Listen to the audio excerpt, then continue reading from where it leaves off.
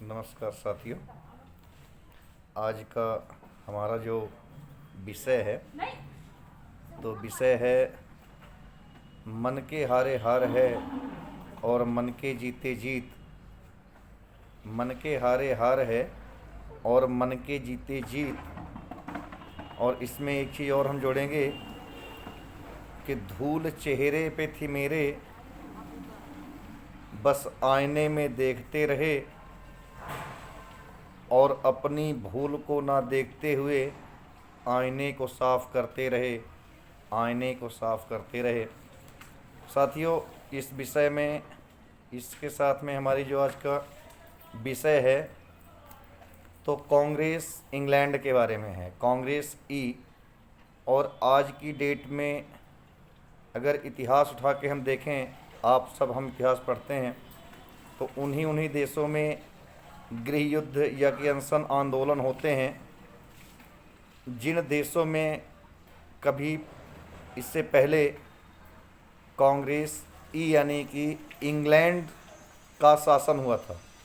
और बहुत कम साथियों ऐसे देश हैं जहां इंग्लैंड अपनी शासन नहीं कर पाई थी। और जहां से इंग्लैंड को जब वहां की जो विचारधारा थी, जैसे मैं अपने भारत की बात करूं कि जब भारतीय विचारधारा थी तो इंग्लैंड वालों को जाना पड़ा और जाने से पहले उनने अपनी विचारधारा को छोड़ के चले गए। तो उसी जिस देशों से इंग्लैंड वाले गए तो उनने अपनी एक पार्टी बनाई थी, ऑल इंडिया कांग्रेस। तो ऑल इंडिया मतलब सॉरी ऑल वर्ल्ड कांग्रेस के नाम से एक वो बना के गए थे, जो हमारे यहाँ ऑल इंडिया कांग्रेस के नाम से चली। और बाद में उसके बाद कांग्रेस ई जब हिंदुस्तान में चली तो उसका शॉर्ट नाम दिया गया था कांग्रेस ई। तो कांग्रेस ई की हम बात करते हैं तो उसमें हमारे कुछ प्रश्न हैं, ज़्यादा नहीं है, 5 प्रश्न हैं कि कांग्रेस ई क्या है और कहाँ से शुरू हुई। आज विश्व की सबसे बड़ी पार्टी कांग्रेस ई क्यों बनी थी। प्रश्न नंबर 3 है कि आज के दिन में कांग्रेस ई इंग्लैंड के पतन का कारण क्या है। क्वेश्चन नंबर 4 है आज हर देश में गृह युद्ध क्यों हो रहे हैं। 5वां क्वेश्चन है इंग्लैंड का इसमें क्या रोल है और इंग्लैंड को क्या फ़ायदा है। तो सबसे पहले और आखिरी सवाल है कि इससे पहले जब तक ये चीज़ नहीं बनी थी तो हमारे देश में एक राजा होता था, पर कांग्रेस ने कई राजा बना दिए।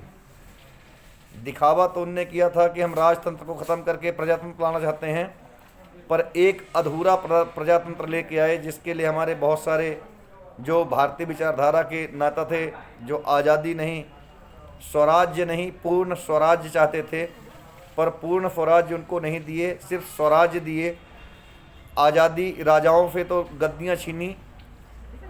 जैसे मैं अगर रीवा ज़िले की बात करूं तो पूरे विंध्य क्षेत्र का एक राजा हुआ करते थे और उस विंध्य क्षेत्र के अंदर में आज छोटे छोटे कितने सारे राजा हर गांव में, हर घर में अपनी नीतियों के चलते, जो उनकी विचारधाराओं को मानने वाले लोग थे, जो उनसे जुड़े हुए थे, आज वो हर क्षेत्र में गंदगी कर रहे हैं और राज कर रहे हैं। अच्छे की राजनीति कोई नहीं कर रहा है, सब गंदी राजनीति कर रहे हैं, एक दूसरे को फता रहे हैं, चोरी के लूट के बहाने से आज सब आगे बढ़े हुए हैं।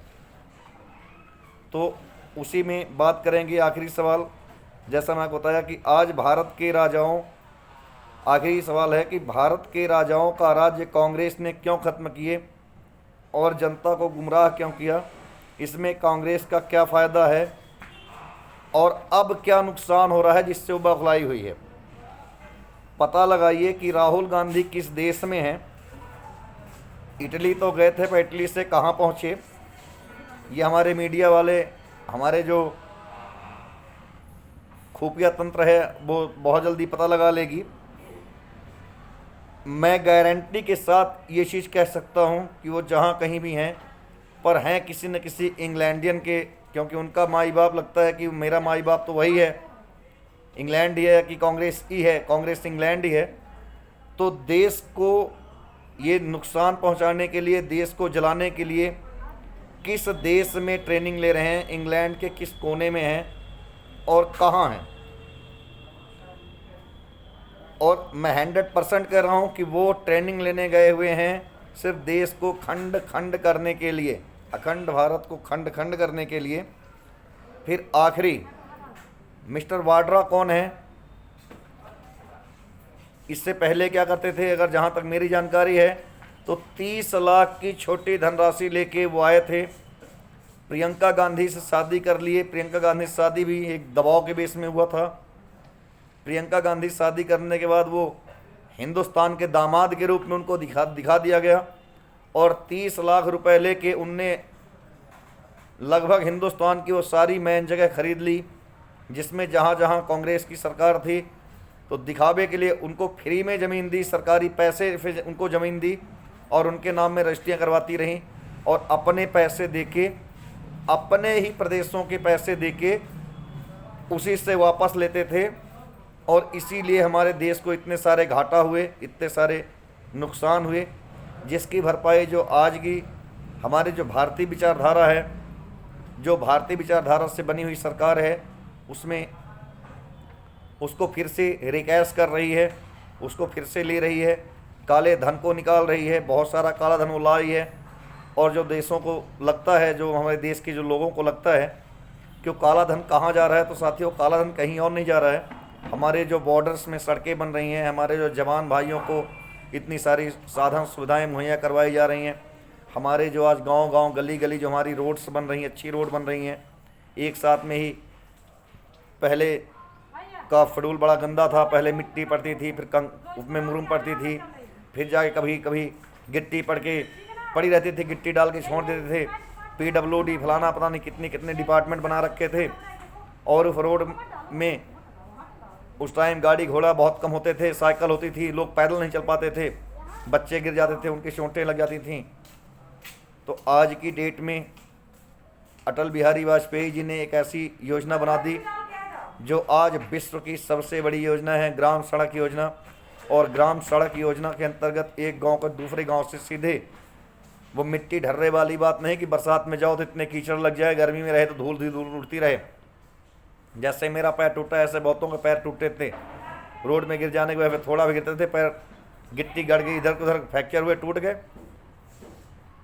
तो हम धन्यवाद देते हैं। और आज आप देखिए कि हर गांव हर गली में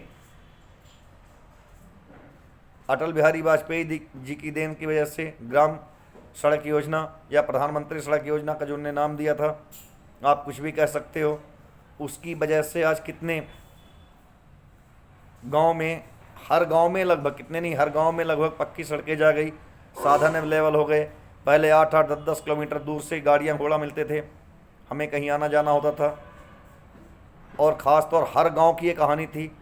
आज प्रधानमंत्री ग्राम सड़क योजना की वजह से हर गांव में साधन अवेलेबल हैं, कोई साधन की वजह से किसी की मौत नहीं हो रही है, संसाधन की वजह से किसी की मौत नहीं हो रही है। हाँ, जिनको अपने आप विश्वास नहीं है, उनका हार्ट फेल हो रहा है, उनका दम घुट रहा है, उनको ब्रेन हेमरेज हो रहा है, उनको सब कुछ हो रहा है।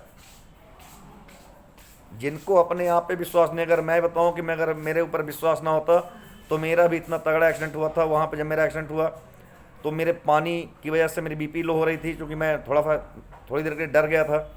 तो मैंने नमक पानी मांगा, एक जो बगल में वहाँ दुकानदार थे, तो हमें वहाँ खड़े एक एक आदमी ने बोला कि नहीं आपको इतनी चोट लगी, ये है वह है, पानी पियोगे मर जाओगे, ये होगा। भाई मालूम है ना मेरा शरीर है, मेरे शरीर में कितनी चोट लगी है और मैं क्या किस चीज़ की आवश्यकता है अपने आप को मेंटेन करने के लिए। हमने नमक और पानी एक गिलास पिया, बिल्कुल 5 मिनट नहीं 2 मिनट, सिर्फ 2 मिनट लगे थे, मैं बिल्कुल काबू हो गया। मेरा दर्द घुटने के नीचे था, क्योंकि घुटने के नीचे की हमारी हड्डी फ्रैक्चर थी। आज भी साथियों बहुत दर्द होता है, पर फिर भी उस दर्द को इग्नोर करते हुए, उस दर्द को ना ध्यान देते हुए मैं ऊपर नहीं चढ़ता हूँ। जो डॉक्टर ने 4 महीने मेरे को प्लास्टर बांधने के लिए बोला था, बेड रेस्ट करने के लिए बोला था, जहाँ उसने मेरे को लाखों रुपए से ऊपर खर्चा बताया था, बोला था कि एट लास्ट हम 10 दिन बाद देखेंगे, 15 दिन बाद अगर नहीं होगा तो ऑपरेशन करना पड़ेगा। आज लगभग मैं बताऊँ साथियों, आप लोगों के सपोर्ट से बहुत जल्दी ठीक हो चुका है। तो आज जो कुछ भी या अमेरिका में हो रहा है या हमारे देश में हो रहा है, वो साथियों सिर्फ और सिर्फ बाहर के देश, मैं सिर्फ एक देश का नाम ले रहा हूँ, उसी देश की चाल है कि जो अमेरिका में हो रहा है और वहाँ हो रहा है। तो चीन के साथ साथ हमें इंग्लैंड, और वैसे भी हमारे देश में इंग्लैंड का कोई विशेष रोल नहीं है, टूरिज्म के लिए खोल दिया गया है। बहुत कुछ विदेशी आते हैं, जाते हैं, घूमते हैं, वो अलग बात है। बाकी इंग्लैंड अपना फिर से पूर्ण अधिकार चाहता है, फिर से हर देश में शासन करना चाहता है। इसलिए अपने जाते जाते अपनी विचारधारा के वो लोग बना के गए थे, ज़्यादा नहीं बनाए थे। अपनी विचारधारा के जिस टाइम अंग्रेज गए थे तो सिर्फ 50 ऐसे चुनिंदा आदमियों को बना गए थे जिनको लोग भारतीय विचारधारा मानते थे, और उनने देश को लाते लाते पूरा सबको इंग्लैंड की विचारधारा में कन्वर्ट कर दिए, और आज उसी का बेनिफिट लेके लोगों को बहका रहे हैं। चोर चोर मौसेरे भाई, एक हमारे रीवा की कहावत है, मैं फिर से दोहरा रहा हूँ, एक बार पहले ही बोला था साथियों। तो उसके लिए एक कांग्रेस से कितनी सारी पार्टियां बनी। जब तक कांग्रेस का सरकार होती थी, जब तक कांग्रेस की राज होती थी, तो एक कांग्रेस से कितनी सारी पार्टियां बनी, कितने सारे आतंकवाद और नक्सलवाद से हमारा देश परेशान था और जूझ रहा था। और जब रियल की कोई भारतीय विचारधारा की पार्टी आई, जब रियल का अपनी भारत माता का विचारधारा वाला जब प्रधानमंत्री जब आया, जब इनको कष्ट हुआ, ये इनके कष्ट को मया करता है। और अब जो इनके सारे ग्रुप इकट्ठे हो रहे हैं, जो पहले कभी अलग हुए थे साथियों और जो अब इकट्ठे हो रहे हैं, तो अब उनको भी डर हो गया भैया कि अगर अब भी इकट्ठे फिर से नहीं हुए तो परमानेंट हमारी जो राजनीतिक रोटी सिक रही है, वो दाना पानी चल रहा है, सब कुछ बंद हो जाएगा। तो इसलिए अब फिर वो इकट्ठे होने का दम भर रहे।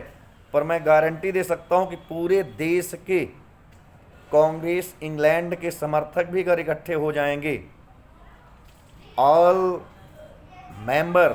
पार्टी के मेंबर भी अगर इकट्ठे हो जाएंगे, तो अगर उसमें से हम देखेंगे कि इंग्लैंड की विचारधारा को मानने वाले कितने लोग हैं, तो मैं गारंटी के साथ कह सकता हूं कि उस पोजीशन में अगर वोटिंग करवाई जाए तो सिर्फ 10,000 ऐसे नेता हैं टोटल, मैं बता रहा हूं हिंदुस्तान के अंदर में, छोटे से लेके बड़े तक जो राजनीति में अपना भविष्य तलाशते हैं, तो सिर्फ 10,000 ही ऐसे नेता हैं जो कांग्रेस इंग्लैंड के पक्ष में होंगे। पर वो वोटिंग सुप्रीम कोर्ट अपने सामने करवाए, इतनी पब्लिक होती है, इतनी पब्लिक हो जाएगी कि हर जगह नहीं, तो मैं कहता हूं कि वो वोटिंग सिर्फ जजेस, IAS और IPS जो हमारे टॉप के जो प्रशासनिक अधिकारी हैं, जिनके ऊपर पूरे देश की जिम्मेदारी होती है, और सबसे बड़ी जिम्मेदारी IAS और IPS के ही अधिकारियों के ऊपर होती है, तो उनके सामने अगर ये 1 बाई 1 करके, जैसे आज के डेट में हमारे चुनाव होते हैं, अगर 1 बाई 1 करके अगर इस टाइप का चुनाव करवाया जाए, तो मैं बता रहा हूं कि 134-135 करोड़ हिंदुस्तानियों में सिर्फ इनकी मुट्ठी भर भी नहीं है, मुट्ठी भर भी नहीं है। ये जो चांदी की चम्मच लेके पैदा हुए हैं, तो एक चम्मच ही बराबर इनकी औकात है, एक चम्मच ही बराबर इनकी विचारधारा है। सिर्फ इनकी विचारधारा फिर इनके अंदर ही हो जाएगी, और इसी से परेशान होके इनके भी हार्ट अटैक होंगे, इनके भी दम घुटेंगे। तो आप सब समझिए, अगर आपको ये सब मेरी बातें अच्छी लगती हैं, अगर आप सब मेरे से जुड़े हुए हैं, देखते हैं, तो प्लीज़ हमारे चैनल द विंध्या भारत, पहचान बता रहा हूँ कि पूरा झंडा हमारे जो भारत माता का है, वो झंडा पूरे अशोक चक्र के साथ में सबसे निचले हिस्से में है। निचले हिस्से में क्यों है? क्योंकि जड़ चेतन गुण दोष में, जड़ से ही पौधा होता है, तो भारत माता हमारे पैरों के नीचे होती हैं, ठीक है। इसलिए मैं अपने चैनल के निचले हिस्से में, हमें नीचे होती तो कितना सपोर्ट करती है, कितनी में ताकत मिलती है। और हमारे जो ऋषि मुनि महात्मा है, भगवान है, वो कहते हैं किस्मत कहाँ होती है, किस्मत कहाँ होती है, तो किस्मत हर आदमी के पैरों के नीचे होती है, चाहे वो आदमी हो, चाहे औरत हो, चाहे नर हो या नारी हो, उसकी किस्मत उसके पैरों के नीचे होती है। और लिखने के लिए ब्रह्मा ने कहीं भी नहीं लिखा है। उसके हाथ में वो ताकत दी है कि आप जैसा चाहो ऐसे अपनी किस्मत को अपने आधार में लिख सकते हो।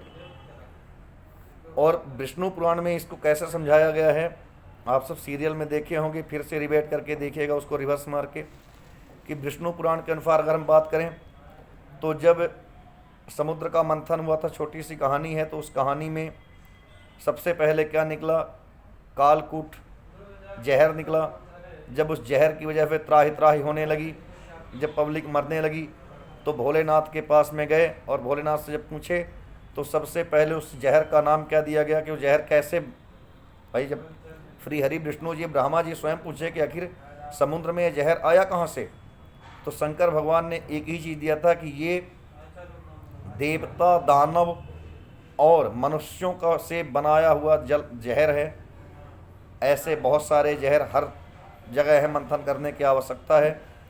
तो वो जहर कैसे बना है कि जिसको मनुष्य को लगता है, देवता और दानवों को लगता था कि ये चीज़ हमारे काम की नहीं है, उसको समुद्र में डाल देते थे। जितनी सारी गंदगी होती थी समुद्र में डाल देते थे।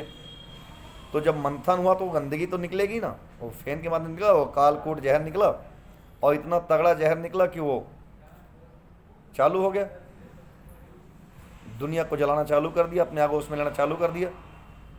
तो चूँकि कालों काल महाकाल है, तो वही भोलेनाथ ने बताया है कि सबसे पहले अगर दूसरी बार आप चाहते हो कि ये जहर हमारे इधर आने दो, हमारे लोगों के उसमें ना आए, दोबारा हमारे जीवन प्रकृति में ना आए, तो हमें इन गंदगियों से दूर रहना पड़ेगा।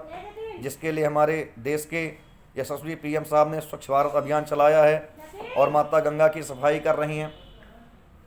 ठीक है, तो आप सब भाइयों से भी हमारा निवेदन है कि आप इस चीज़ को समझिए और फिर सब से विष पी लेते हैं। मैंने अपनी कविता में बताया भी था, हम भोलेनाथ के चेले हैं, हम बिल्कुल नहीं अकेले हैं। तो उसी कविता को आप चरितार्थ करो, भगवान भोलेनाथ का नाम लीजिए और अपने आप में विचार करिए और सोचिए कि हमें क्या अच्छा करना है, क्या गलत करना है। और देश को ऐसे मत जलाइए जैसे फ़िलहाल अमेरिका जल रहा है। बस यही है,